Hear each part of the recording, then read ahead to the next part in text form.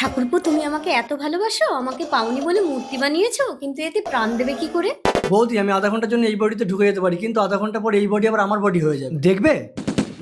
ঠাকুরপো, আমাকে তোমার ঘরে দেখলে তোমার দাদা আমাকে মেরে ফেলবে। মা ওই দেখো, তুমি গোপালের ঘরে ঢুকে খেচে দাঁড়িয়ে আছো আর আমি ঘরে এসে একভাবে চেঁচাচ্ছি। চলো ঘরে চলো। কি রে বাবা, ভূতে ধরলো নাকি? দাঁড়াও, তোমার ভূত ছাড়াচ্ছি। চলো ঘরে চলো।